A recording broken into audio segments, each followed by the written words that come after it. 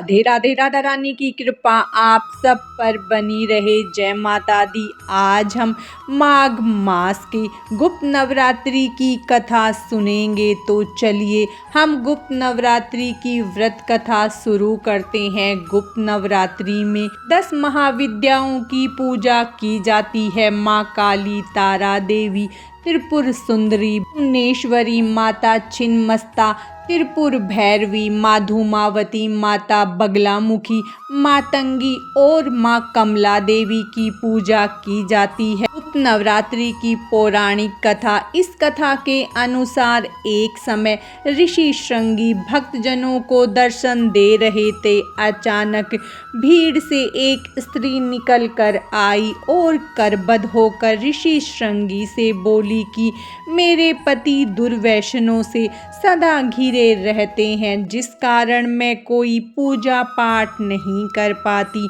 धर्म और भक्ति से जुड़े पवित्र कार्यों का संपादन नहीं कर पाती हूँ। यहाँ तक कि ऋषियों को उनके हिस्से का अन्न भी समर्पित नहीं कर पाती। मेरा पति मांसाहारी है, जुआरी है, लेकिन मैं माँ दुर्गा की सेवा करना चाहती हूँ। उनकी भक्ति साधना से अपने और परिवार के जीवन को सफल बनाना चाहती हूँ। ऋषि श्रृंगी महिला के भक्ति भाव से बहुत प्रभावित हुए। ऋषि ने उस स्त्री को आदर पूर्वक उपाय बताते हुए कहा कि वसंतिक और शरदीय नवरात्रे तो आम जनमानस परिचित है, लेकिन इसके अतिरिक्त 2 नवरात्रि और भी होते हैं जिन्हें गुप्त नवरात्रि कहा जाता है। उन्होंने कहा कि प्रकट नवरात्रों में 9 देवियों की उपासना होती है और गुप्त नवरात्रि में 10 महाविद्याओं की साधना की जाती है। इन नवरात्रि की प्रमुख देवी स्वरूप का नाम सर्वेश्वरकारिणी देवी है।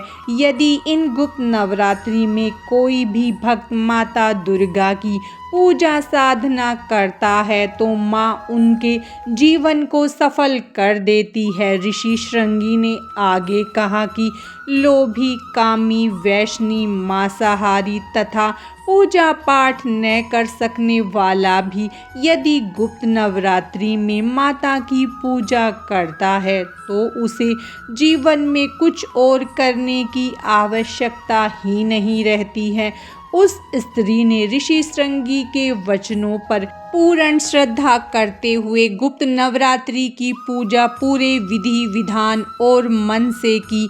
माँ उस पर प्रसन्न हुई और उस स्त्री के जीवन में परिवर्तन होने लगा। उसके घर में सुख शांति आ गई और पति भी गलत रास्ते से सही रास्ते पर आ गया। गुप्त नवरात्रि व्रत कथा समाप्तम। गुप्त नवरात्रि की पूजा विधि। गुप्त नवरात्रि में माँ काली की पूजा की जाती है। प्रातः काल स्नान आदि करके कलश की स्थापना करें। कलश में गंगा जल, लौंग, सुपारी, इलायची, हल्दी, अक्षत, रोली और पुष्प डालकर कलश को आम और पीपल के पत्तों से सजाएं। अब चावल या जौ भरी कटोरी को कलश पर रखकर पानी वाला नारियल लाल कपड़े में लपेटकर उसके ऊपर रखें। इसके बाद उत्तर पूर्व दिशा में चौकी या लाल वस्त्र बिछाकर माता की मूर्ति या फोटो को